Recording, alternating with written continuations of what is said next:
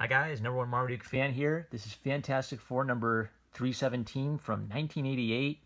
And boy, oh boy, there is so much to think about in this issue. By the way, your boy Zach finally brought back Marvel Before SJW, so I can stop roasting him about that. I want to talk about the story of this issue, the art of this issue, some of like the little bonus things like the bullpen bulletin, and there's a letter to the editor that is a proto SJW letter to the editor, but it's not quite exactly like an SJW. So I'll get to that when we get to that. So this might be a nice, long, multi-topic tangent video, but a good pickup from a weird era of Fantastic Four. So first off, cover artists. I wasn't able to find Irene's name anywhere on Google. Joe Sano obviously inked Jack Kirby and had like a 20-year run on Fantastic Four. So it's kind of interesting how this has that Kirby era inking feel, but it doesn't have the Kirby feel because the pencils are different. So it's like, even though there's change in the art style over time, there's still things like the inkers who are still giving things a consistency across the decades. So the elephant in the room of this is the She-Thing era.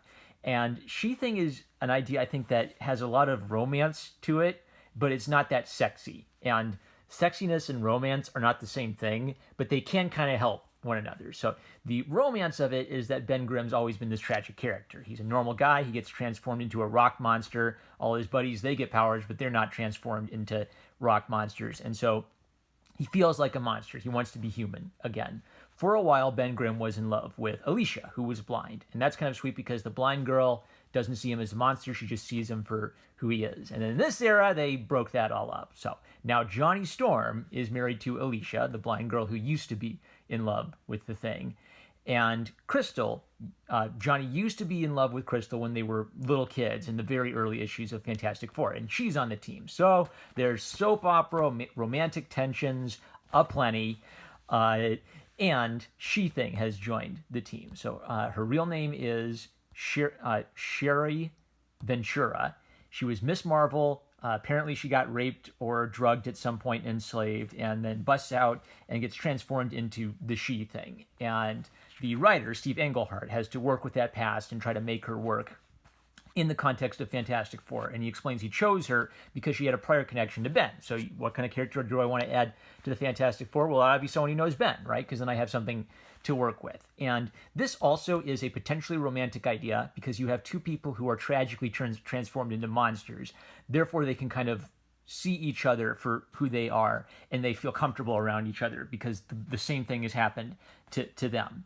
That's great, but it's not sexy, right? So whenever they're like intimate, I imagine the sound of giant rocks grinding against each other, making a noise that breaks my ears, kind of like the Balrog roar in Lord of the Rings. I can't accept that mentally. But as weird an idea as it is, they did a better job in this era of doing these kind of stories than today, where we'll have body diversity messages, but we won't have anyone who's like horribly disfigured, like She-Thing is. And Valiant Comics will make Faith a flagship character because she's fat, and they want to show how diverse they are, but they never seem to commit to having her fatness actually be an important character trait or an important part of the plot. It just feels like they're sort of cuckooing and saying, hey, look, we've got body diversity, support us to show how special and woke you are, but let's not actually treat that with any kind of substance in the story. This is actually a pretty meaningful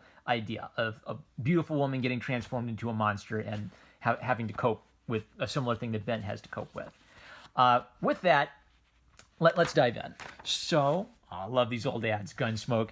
The interior artists, we've got the penciler is Keith Pollard, who everyone thanks, and Romeo Tanghal was the guest finisher. So they catch us up on like all the adventure. There's some aliens, there's some interdimensional exploration, and the Beyonder has been showing up, and nobody's quite sure who the Beyonder is yet. But the Fantastic Four of Meta Ray is called the Beyonders, so they have the theory that maybe the Beyonder is one of the Beyonders. They establish, who's married to who and who's in love with who and why this is all kind of awkward. And they do this funny thing where one of the aliens named Max, he's learned all of his English from watching Saturday morning cartoons and westerns, so he'll sometimes talk like Yosemite Sam or sometimes talk like Bugs Bunny or a Californian surfer dude. and it's silly, but it actually it just kind of works because they commit to it. The Fantastic Four figure that no one's ever found the Beyonders, even the Prime evolutionary. He couldn't. High evolutionary. He tried to find the Beyonders and couldn't. Double Dragon. So the whole team's together and they're going off on their big interdimensional space adventure. And there's lots of cool Kirby monsters and stuff. And I even like how this ad is similarly colored to everything else. Steve is a doctor with the team, and he's apparently on a quest to get revenge on the guy who murdered his wife and daughter, so things are being set up. And Sharon, because of her experience, has hated men, apparently. I gleaned a lot of this. I haven't read any She-Thing stuff. Actually, this is maybe an interesting side note. My introduction to She-Thing was the annual Atlantis Attacks, where she shows up with Spider-Man and they all fight off like the Atlanteans. And the newscasters kind of made a point of saying, hey, that's weird. Is that the thing? No, that's the She-Thing. So they explained to the readers who didn't know what was going on in Fantastic Four, basically who She-Thing was and that she's on the Fantastic Four now, right? So even if you were to jump into this, like Marvel Comics kind of made a point of making all their other books be a primer on the Marvel Universe, so you kind of know what's going on when you hopped into it. So that was my only exposure to this character. But apparently, because of her experience, she hated men for a while. She was kind of she was a misandrist, and now she's kind of learning to love Ben, learning to appreciate Ben's qualities, and they kiss. And this is where I start hearing like the giant rock slabs grinding together noises in my head, and I can't really accept it. But it's at least handled in such a way that like the pose is romantic, the character dynamic is romantic. It's just not sexy. So I wouldn't have shown any intimacy. I would have just had it known that these two are together and they love each other. And I think that would have worked a lot better. People make fun of this idea now because it seems so ridiculous to have like this big giant rock woman and this big giant rock man. It is a little silly, but she's more human than half of any of the body diversity characters from recent years. This is a really sweet page. So it's just a silent page of Johnny Storm kind of like being confused about his emotions because he used to love Crystal. Now he's married. He doesn't know how to talk to her. There's nothing around him in this central panel to focus on him thinking. And then he kind of like clenches his fist because he's mad and he flies away and he can't talk to her and she cries. These actually aren't the most dynamic panels. They're mostly straight on, straight on, straight on. Maybe kind of a bit of a worm's eye view, straight on, straight on, straight on. But it's a quiet, simple moment and it's really easy to understand. Is there anything? I thought there were some other interesting ads here. So the whole team, they go talk to these old aliens who knew the Beyonders, and Steve and the alien Max are talking kind of a little bit about heroism. Look at this great Konami ad. Look, it's Simon Smash confirmed, where they just tell you all the cool things you can do in the games, and they show a bunch of the protagonists. I love old ads. I got to bring back my Twitter where I shared old school video game ads, and they do the thing where they tell you about like other adventures you can read to find out more. So basically the aliens are not trustworthy, and they want to like harvest human beings to help them fight the Beyonders. And so I didn't pick this up. So he grabs her and then she shakes him off. So I didn't know anything about Sharon Ventura originally. That's kind of her getting triggered and reacting angrily because she doesn't like being touched or manhandled by weird men based on her experiences.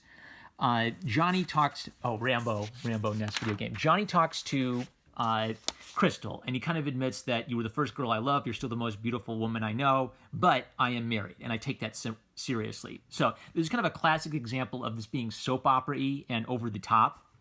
But the moral it's teaching is actually good, even though it's still kind of cheesy soap opera-ish. Every fiber of my being burns for you, Chris, but I'm committed to Licia. No matter how it hurts, I'm not a kid anymore. I've taken on adult responsibilities, and I won't break the vows to my wife, no matter how it hurts. So this is a little bit soap opera-y because it feels like tension is just being introduced to the Fantastic Four to have some soap opera tension and some anger between Johnny and Ben.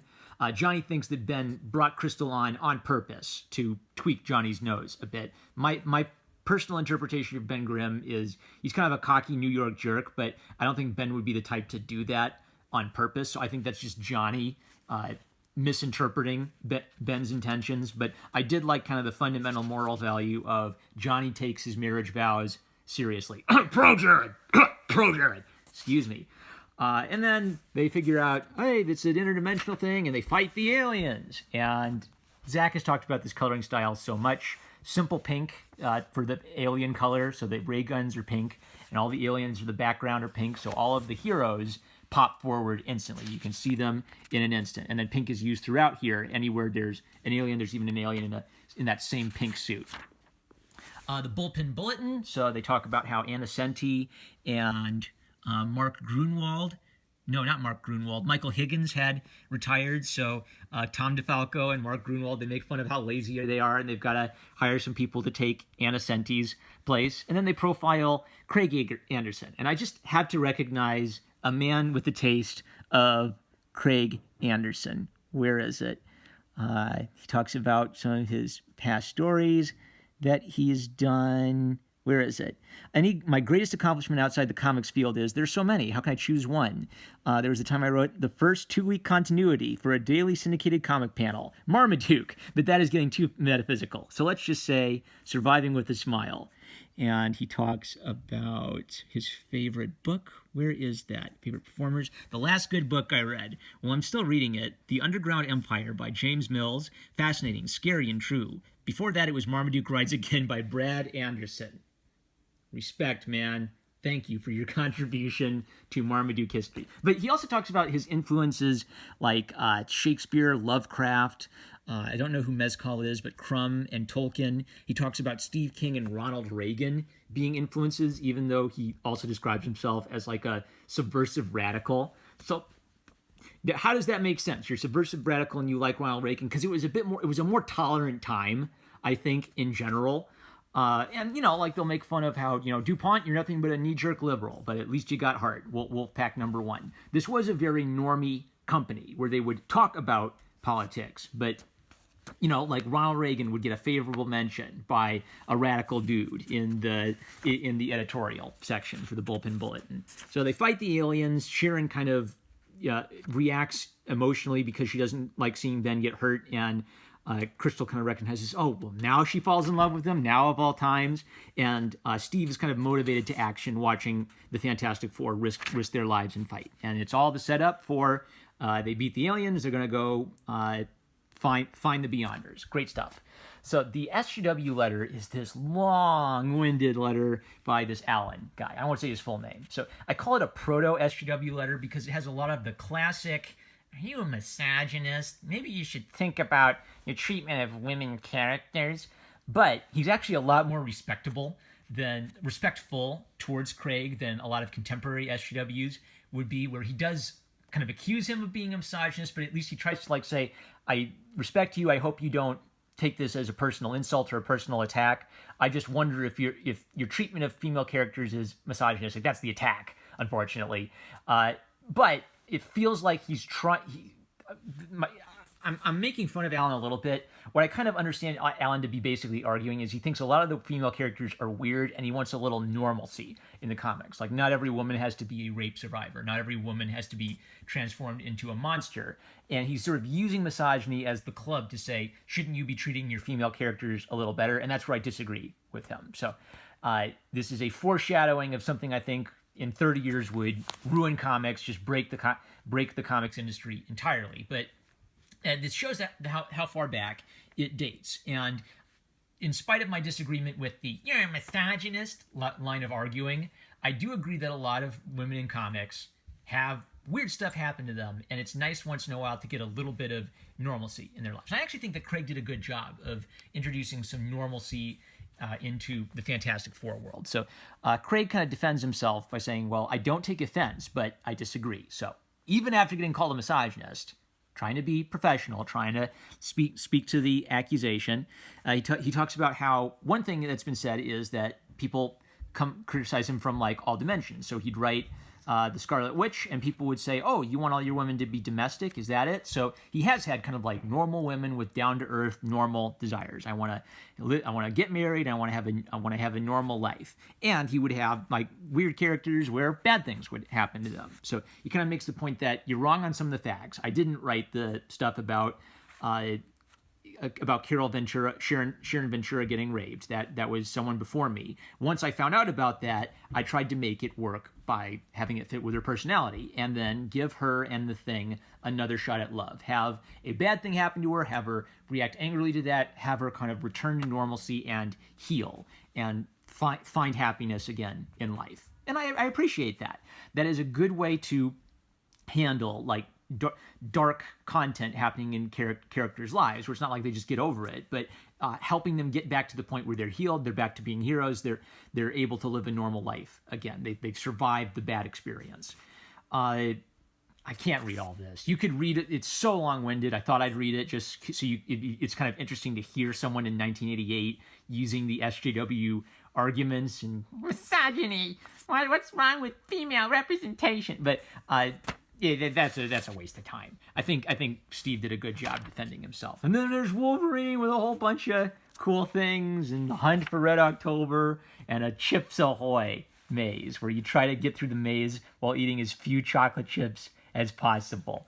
I love old comics. So weird, well drawn, still fun, and an actual. I would actually to Alan all the way back, writing back in 1988. I think they actually were doing a great job of treating their female characters with respect, because male and female characters would have bad things happen to them. Male and female characters would die, and I think it's kind of pointless to try to like stack up the numbers and insinuate that hidden misogyny is the secret explanation to why a female character is being written the way she's written. And I think Steve did an excellent job of giving this character an arc and giving her a shot at happiness in the course of this story. So weird, old, fun era Fantastic Four history, a sweet continuation of the Jack Kirby, Stephen Lee era, even while kind of like abandoning some of the plot points of the early era and shaking up some of the romances of the early era. That's the soap opera side of it, but it holds up well. With that, number one Marmaduke fan. I love you guys. Like, comment, subscribe, click the bell to receive notifications, and I will catch you later. Peace.